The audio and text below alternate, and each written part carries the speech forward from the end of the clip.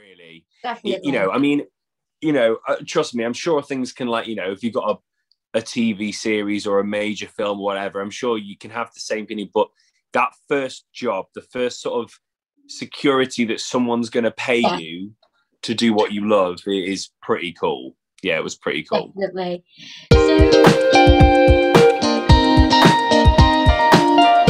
Hello, welcome back to my channel. My name is Harry, and today I'll be interviewing musical theatre star Joel Montague. But before we get into the video, please like, comment, subscribe, and also press the bell button for new video updates. I'll be putting a link in the description for all my socials that you can all go and follow. And if you don't know, I post musical theatre content posting every Sunday. So let's get on with the video. Hi, mate. Hiya, how are you? I'm all right. How are you, bud? I'm good, thank you. How have you been during this lockdown period? Oh, but it's been interesting, Harry. It's been interesting, Yes. pal. How about Yes. you? Oh, we've been all right. It's just been, I've been having withdrawal symptoms about theatre. I can see on your wall. This is to the extreme now. I've had to go to the extreme. It's like you've got to put every poster up just to remind you of what it used to be like. Yeah. So I've got a few questions here, and thank you so much for doing this. So I've got a few questions, my questions and some fan questions. Yeah, cool, man. So yeah, let's get on with them. So the first question is, what made you get into theatre? What got you into theatre? Originally, I was inspired by the MGM movies. Funnily enough, actually, I wanted to be a film director because of the movies. I just loved that. I always felt like I was born in the wrong period, Harry. I always felt like I wanted to be alive, like with Fred Astaire and Gene Kelly and all those like golden greats, because I kind of think I don't think musical theatre would be anywhere near as big if it wasn't for that era. Definitely. For like all the Top Hats and the Singing in the Rains and all those sort of films. So yeah, that's what sort of inspired me. My mum and my auntie have a dancing school where I live in Crewe, and that's how I sort of got started. But yeah, probably Gene Kelly, Fred Astaire, and probably Michael Jackson were my massive influences growing up. Yeah. So the next question, where did you train to get into theatre?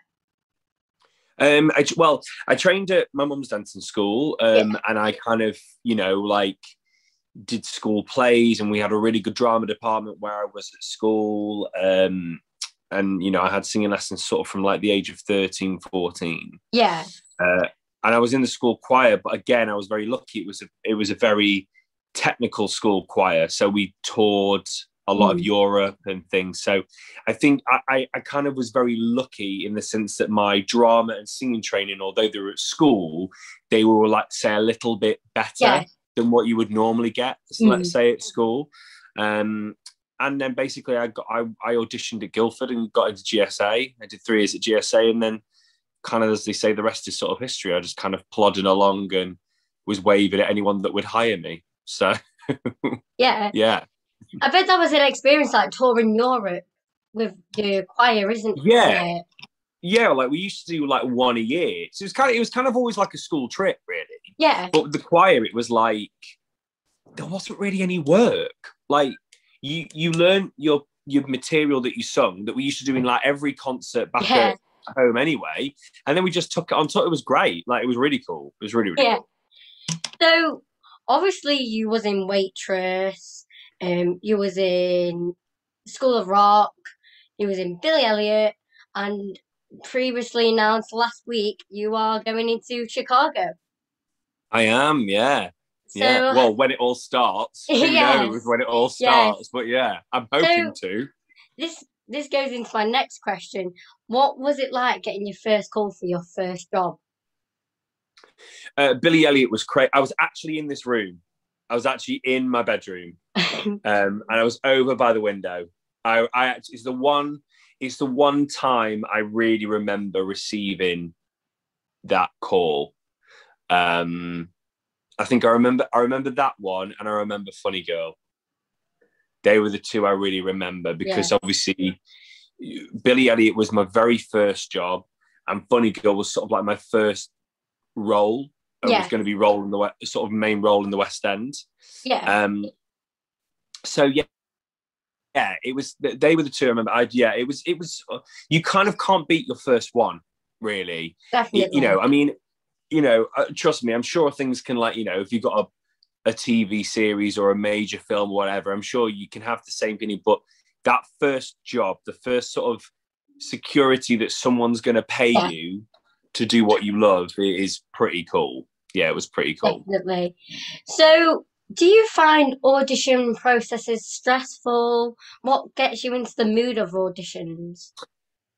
I think now I'm a bit older. Now I'm 34. It's kind of like I don't. When I say I don't care about them, I don't let them get to me as much, because I think I'm very lucky. I've been very fortunate. I've worked quite a bit, but I'm also a little bit like, as much as I'm auditioning for the role and I want the job, I always think that the team should be lucky to have me as part of their show, because myself and a lot of friends with experience like mine, I'm like, I watch a lot of people that get cast and I'm like, you're very lucky to have those people because they're very good. So I've taken a bit more confidence in myself and gone, do you know what? If I don't get it, it was for the right reasons. Yeah. And if I do get it, then I'm going to do my best and hopefully they will appreciate what I bring to the show. Definitely. And I think at like my age, I think people like young actors like me, I think if they don't get a job, I think they think, am I not good enough? But that's all the learning curve, isn't it? Because you learn. Yeah, massively. You learn from every audition. When I go to auditions, I'm like, if I don't get the job, it's a learning curve, and then you just move on to the next one, don't you? Yeah, and that's a really mature way of thinking about it, because it is a learning curve. And obviously with a lot that we're involved in now, there's so much diversity in casting now, which is brilliant. It's what it should be about. Definitely. There should be opportunities for everyone, whether you're, I don't know what gender you are, what race you are, whatever it may be. But I'm also a big believer that you should write new material. Like, I always think when you're trying to recast old shows and stuff and you're trying to make it different by basically just changing a character's race, I kind of just feel like, just write something new. Like, you can do that, but just write something new. Like, write a different story, let a different culture tell a story, because I don't think there's a lot of variety in culture in theatre. I think it's very much American mainstream, which is brilliant and has kept us running. But, I want to know about more of the Asian culture and the Indian culture and the African culture and things that we don't know about, We need shows, different culture shows within massively within Broadway. Yeah, so massively. That also goes into my next question. What advice would you give to young performers? Just try to be as authentic as you can be. Try to be the best version of yourself, and always aim to be happy, because I think being happy is really difficult. Yeah. In a world in which, Harry, it's based on rejection, our whole lives are based on not being right or not being good enough, or do you know what I mean? Like, many different things. So I'd always say, like, if anyone says to me anything, I'm like, just try and be happy. Yeah. Because being happy is really difficult. Yeah, and especially now, like, people have lost their jobs and, like, within the theatre industry, and especially now, but you've just got to pick yourself up and just try and do what you love. And, like, because we have the theatre industry, we've got so many accessible, like, streaming services for theatre now. That's what makes you happy even more. I know you can't physically go to the theatre, but you've got that accessibility online, isn't it? Absolutely. Yeah, you're completely right. You have to try and keep supporting stuff left, right, and centre. Hopefully, when it comes back, it looked kind of like it would be comfortably back by August anyway. I think we've got 6 months there for the British public to really support the West End and the touring productions, because no one's going to be coming in the country. Definitely. At least until 2022. Yeah. So it's kind of like we have to trust that the public will come and watch the shows, because we need that support. We need it. Yeah. So what's your best thing about being on stage? like people like this, like yourself, audience members, fans, young actors. It's the best thing about it because you, at first, I think you crave attention. I think when you want to be an actor, you crave reassurance and love from other people and gratitude. And then after that, that kind of wears off. And not to say that, you want people to tell you that you're rubbish. Like, obviously, it's lovely when you get compliments, but I'm always, oh, thank you. I can never really feel like I can say anything more. If someone goes, oh, you're fantastic, I'm like, oh, thank you very much. But I can't elaborate on it because I'm scared of looking arrogant. I don't want to come across as arrogant. I like to come across as humble. But understandably, I always think there has to be a bit of an air of confidence and arrogance to an actor because it's a lot. It's a lot to go on stage 8 shows a week and give that. And you've got to know you're good at it. I think that's another thing. People are very quick to judge, aren't they? And you can be easily put down by, like, for example, not that I did see any sort of negative tweet or anything, but after I took over someone like Joe, Joe Suggs got a massive following, a huge following, and there's a lot of pressure from that because although I know I could do Ogie brilliantly because I'm a trained actor, fame is a different ball game, and trying to compete with someone that's famous. I didn't want to compete with Joe. I just wanted to do my own version. And luckily, a lot of the Joe fans and Waitress fans that came in one sense to kind of watch me to see if I was as good as Joe.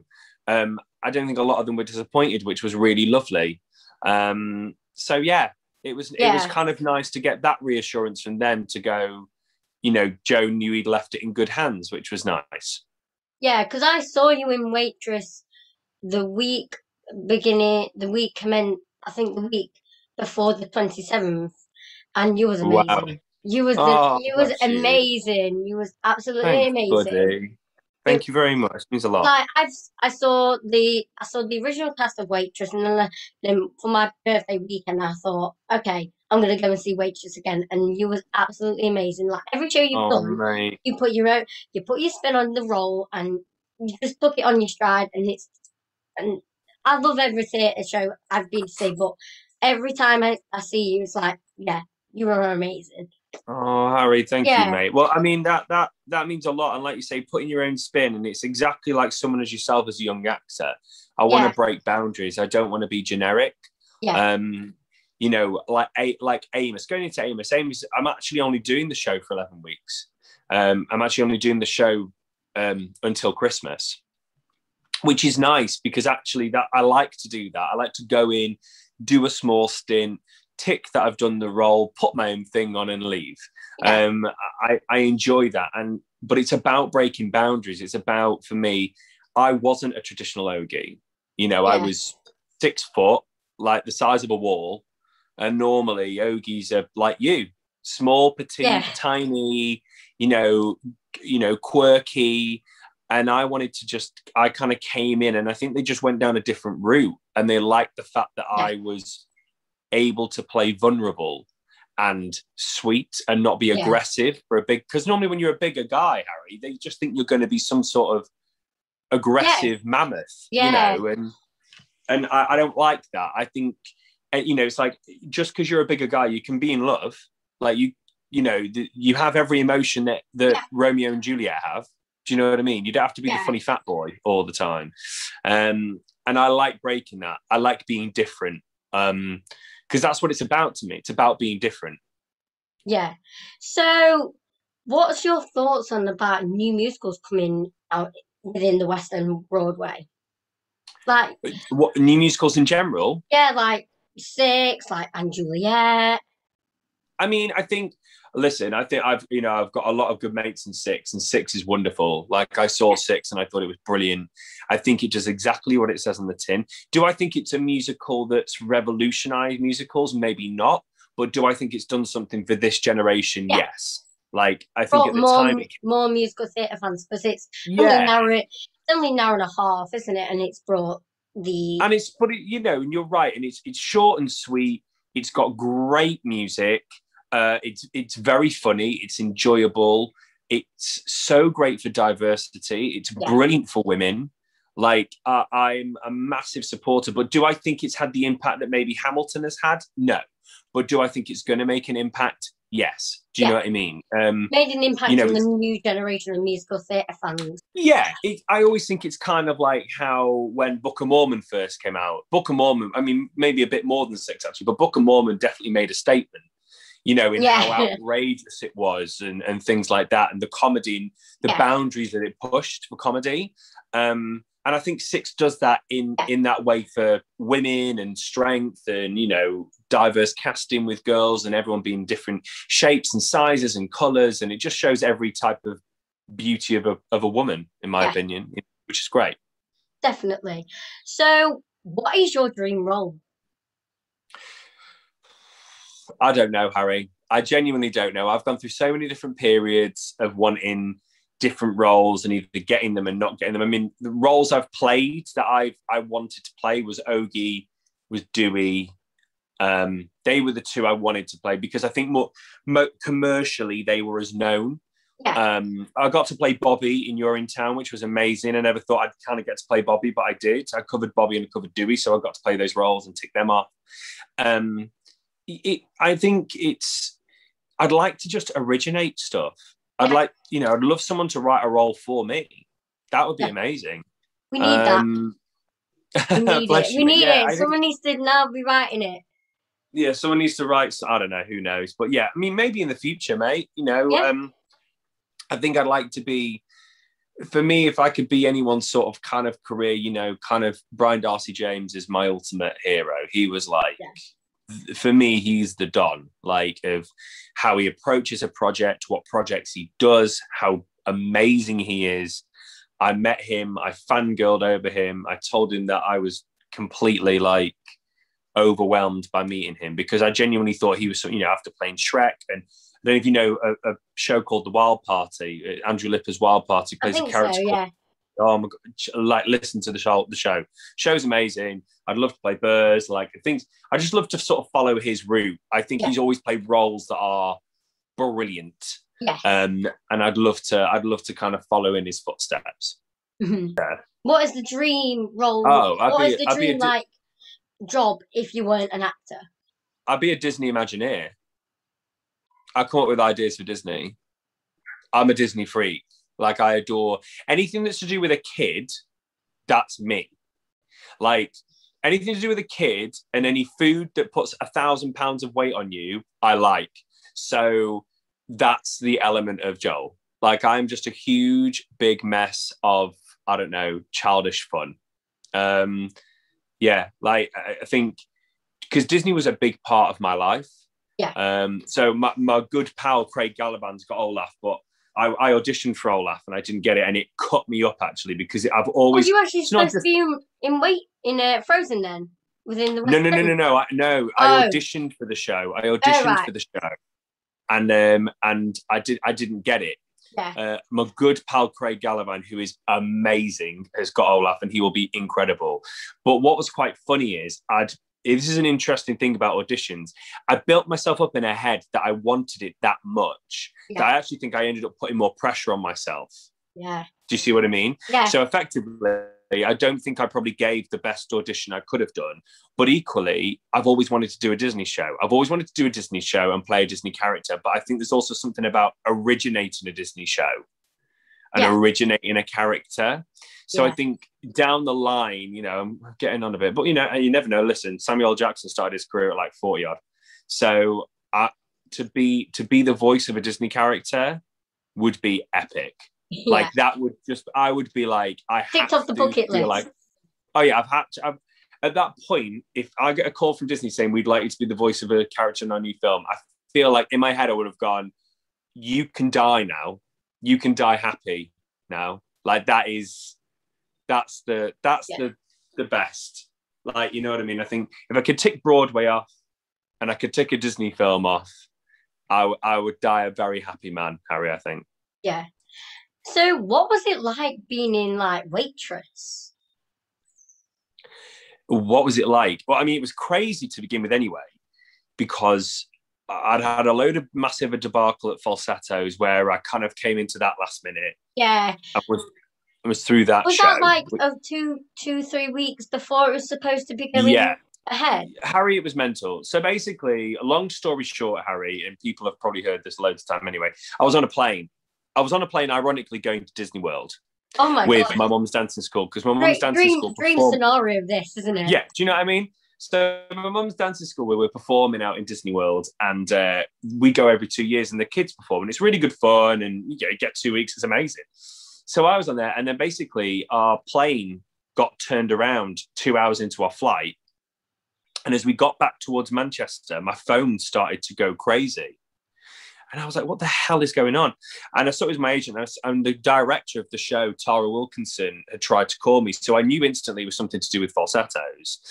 I landed, and basically, long story short, the flight got cancelled, and my agent was like, can you do it? And I was like, well, looks like I'm doing it. So I got a train from Manchester, literally in my suitcase of holiday clothes, and went straight down and did falsettos. And I think from falsettos, I kind of got the shout for Waitress. Yeah. So then I went into Waitress, and I just lapped it up. And that was crazy. Like, I think I had a week. I I finished falsettos. I'd done 2 weeks rehearsals of Waitress during falsettos. And then the week before I went on for Waitress, that was when we did our tech. So it was all a bit crazy.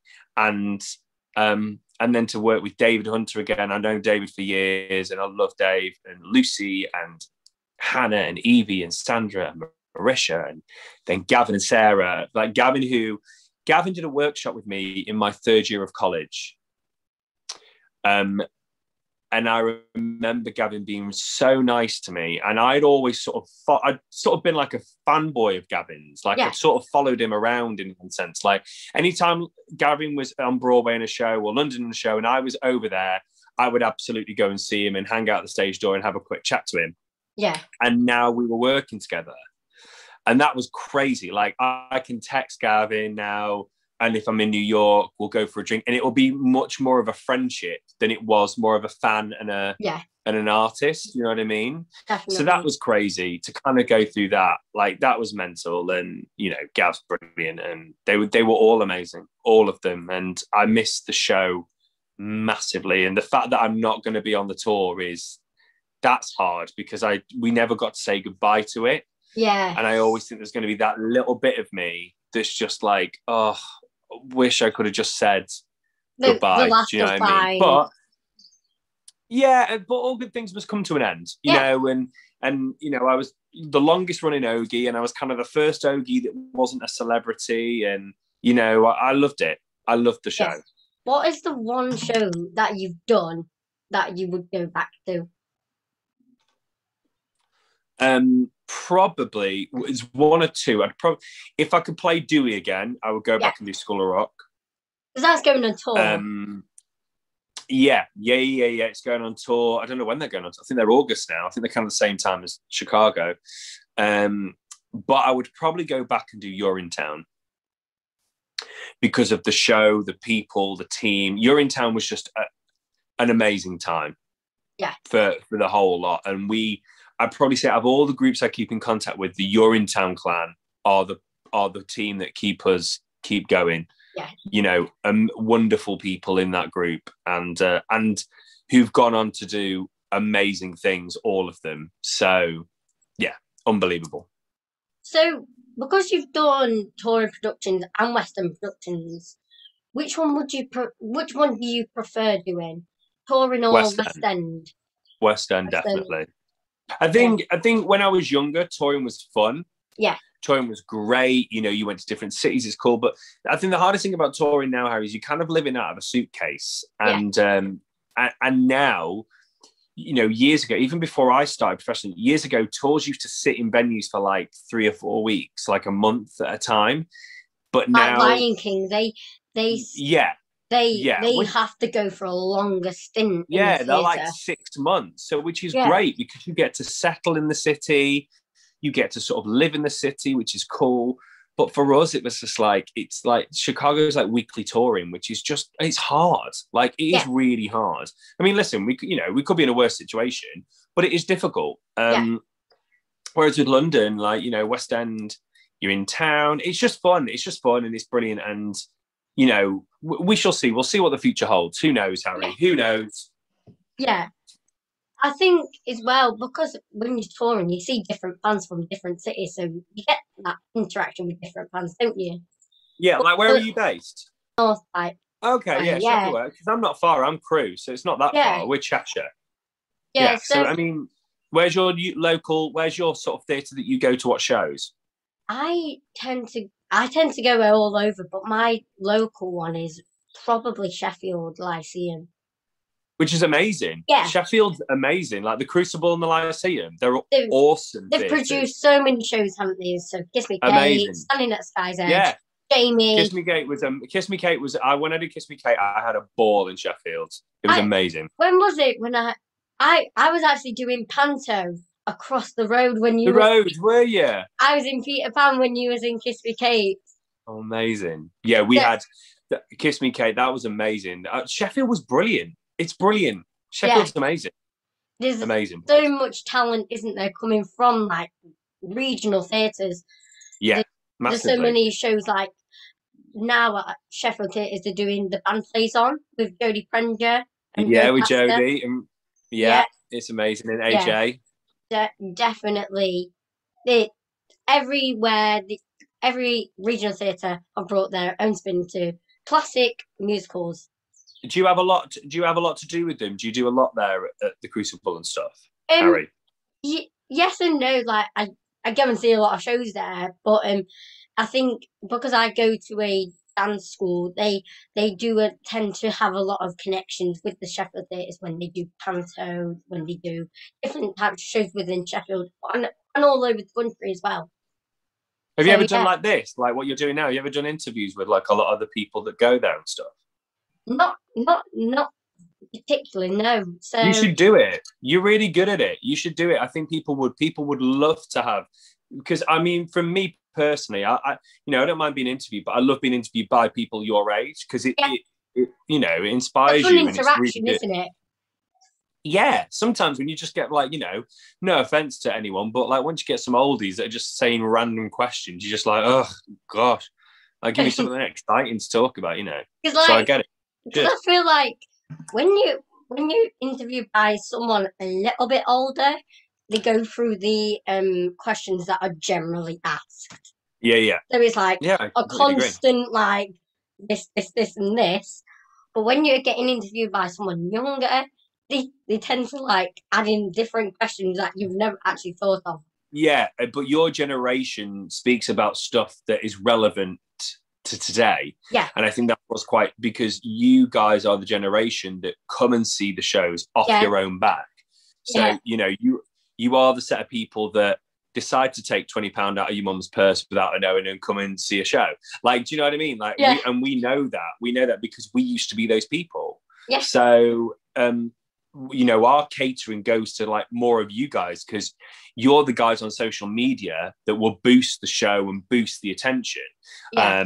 It's social media has boosted the generation of theatre as well, I think. Yeah, I think in a good way and in a bad way. I think in a good way in some sense because it really helps promote theatre. In a bad way because I think that just because you've got a load of followers on social media doesn't mean to say that you're any better for the role. Definitely. And I think that's something that's going about at the moment as well. It's like, well, how many followers have they got? I'm like, but why should it matter? It doesn't matter how many followers. I think they should be talented enough, regardless. Even if you've got pick the right person. If you've got 100 followers or 1 million followers, it doesn't matter. That was like Waitress, Harry. Waitress. If you think about it, the three people before me were really, really famous sort of celeb actors in one sense, or like Joe was a YouTuber. So but Chris Fitzgerald, who was the original on Broadway, I mean, no one would know who he was over here, although he's unbelievably talented. But you wouldn't know. So I kind of felt like when I went in, I was sort of flying the flag for those sort of musical theatre actors that are just generic working actors. So we'll see. So we're coming to the end of the questions, but I've got a few more questions left. What is your go-to soundtrack? like theatre soundtrack? Oh, gosh, there's loads.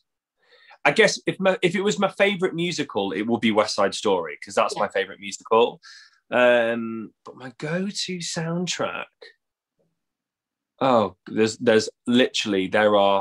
too many. Yeah. I mean, it depends what sort of mood I'm in. That's for me. It's like if you're in a sad mood, what kind of sad musicals like? Yeah, like I used to listen to Wicked quite a bit when it first came out. I loved Wicked as a show. I thought it was great. Yeah. Then when I first listened to Wicked, I don't know if you used to do it, but I used to make up the story, and then when I went to see it for the first time, I was like, that wasn't what I thought. Yeah, that wasn't part of my story. Yeah. I guess Beetlejuice at the moment. Beetlejuice is a great one. Let's hope that comes to the Westend. Yeah, I think it should. I think it will do. I don't know when, but I'm sure Beetlejuice will come. Yeah.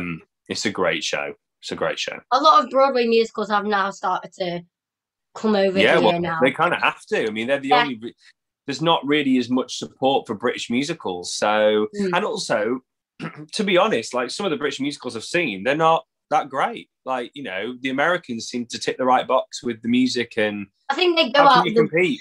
I think they're daring enough to go out of the box. Yeah, but I just think they've gone, like, you know, you think of the last 5 sort of years, and you've had Hamilton, you've had Evan Hansen, you've had Waitress. You know, you've got like Beetlejuice, you've got Jagged Like Pill, do you know what I mean? It's like it's Jagged Little Pill, it's unbelievable. Moulin Rouge. It's like wow, like they're coming out with huge, and we've had some great ones. Like, you know, Jamie has been brilliant. Jamie's done so well, but I feel like Jamie's been the only one in the last sort of 5 years that's done really well. Yeah, you know, I think because Jamie's done Korean production, it's got a movie out. It has to translate in every different language to make it a success. It works though. Yeah, Jamie works in the story, and to be honest, although it's set in Sheffield, you know, they could take that show to America and set it in somewhere in America. It wouldn't make a blind bit of difference. It'd be the same thing. I think when I see Americans come to the shows, I think, would it actually translate to the fans over in America? I don't know. I mean, I think Jamie would, but they'd have to change it so it came from an American place. Yeah. Like, I think it's easier to have an American show in England than it is to have an English show in America. Yes. You know, I think, you know, if someone started talking in a Sheffield accent, the Americans would have no clue. It wouldn't make sense, would it? No. But if you send it in, you know, if you sent it in some sort of, I don't know, small sort of city in America in the middle of, I don't know, Jacksonville or somewhere with an accent, it would be fine. Like, it's still the same story, you know. So, are you excited about All-Star Musicals tonight on ITV? I mean, I'm not going to lie to you. I won't be watching it because I'll be doing a radio show, but I've got a radio show in it. I do have a little radio show at the moment. Yeah, that I do. It's like a musicals radio show. It's on the Cat, which is 107.9, which is, I don't know if you can get it your area, but it's Northwest. So, but it's you can get it online. Yeah. But it's just basically like a musical show that I do, and I just basically play requests and shout outs and do loads of different things. I really enjoy it, and I'm going to keep it going actually while I'm working as well, because I was like, well, you know, I really enjoy it. I'd like to do it. I'd like to definitely become sort of a radio musical presenter, because I love musicals, and I can talk about them for days. Definitely. So it's nice to have that. And I think if what I have learned about being a radio presenter is you have to be passionate about what you're presenting. Yeah.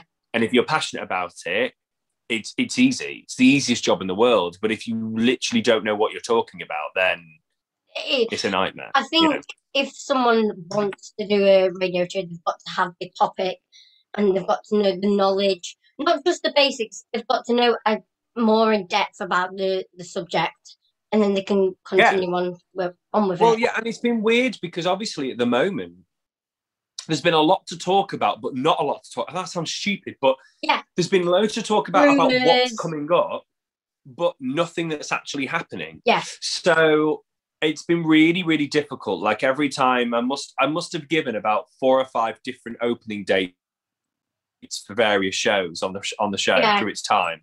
Because obviously, you know, I think I started the show in September. Yeah. So, you know, I've been on air over 6 months. Like, I wouldn't have even thought about that. And I only went live. at the beginning. This has been like my 4th live show now. So I've always pre-recorded the shows. But now I'm live because live's just better because people can talk to you all the time. So that's entertainment at the Cap. So just follow it. And if you're listening to that, you want any requests, just Instagram me. That's what I do. So it's good. It's good fun. So one last question. What is the first show that you will see when theatres reopen? It's probably going to be something that I've not seen, actually. A lot of people are like, you know, say sort of like Wicked or Come From Away or Hamilton, but I'm probably going to watch Prince of Egypt because I've not seen it yet. Yeah. I've got a few pals in Prince of Egypt, so I need to see that. There's quite a few shows. I need to see Back to the Future. I've got a few mates that are going into that, so I need to see that. Do you think as well, going on to that, do you think movies turning into musicals is okay? Like, do you think they go to a little bit far? I think it's a great idea if they get it right. Yeah. You know, like I thought Legally Blonde was brilliant. Yeah. I think some movie musicals have been spot on in what they are. And I think some of them have really grasped. For me, I think a lot of it's down to the composer. I think if the composer can match the music to the show, you're on for a winner. Yeah. You know what I mean? Because people are going to watch the show. Like, people are going to go and watch Back to the Future because it's Back to the Future. Yeah. But you're just hoping that they get the right elements of it right. Now, I've not seen the show. Some people I heard who saw it in Manchester said it was amazing. Some people said it wasn't their cup of tea. Yeah. So, you know, but that's what our industry's about. It's about different opinions. I can't wait to see it. I'm really excited. I've got a few pals in it, so I really can't wait to see it. But yeah, I'm hoping to see those two definitely, and probably anything else that's new, anything else that's not been around. Yeah, I just the first show that I've got booked, I'm going to see. That's it. I think I've actually got Chicago booked for the first show I'm going to see, actually. Okay. So where else have you seen Chicago? Sheffield. Okay, I don't think I'm at Sheffield, unfortunately. I don't think I'm there. I think that's after Christmas, which I don't think I'm there. I only do, I think, where are my weeks? I'm in Scotland for 3 weeks. I mean, I think Wolverhampton's near you. I think Hull's, Wolverhampton. I'll be travelling. Hull's near you. I'm in Hull, I think. So I think, there's only a few places I'm in. But to be honest, mate, like I said, it's quite nice. Like, I've kind of gone, okay, cool, I can do 11 weeks and have a good time and leave, you know. Yeah. So that's the end of the questions. Thank you so much for doing this. My pleasure. I can't wait to edit it and put in a little bit of stuff into it. So, yeah. And amazing, Harry. Good luck on everything you do in the future. Good luck on, or should I say break a leg, on in Chicago. So, yeah. I'll try, mate. I'll try. Thank you so much, mate. Take care of yourself, all right? Thank you. Keep in touch, Harry. Bye. That's it from me today, guys, and I hope you enjoyed today's video. Please remember to like, comment, subscribe, and also press the bell button for new video updates. Remember, I post a musical theatre video every Sunday, so be sure to check out that. And I hope to see you again for another musical theatre video soon. Bye!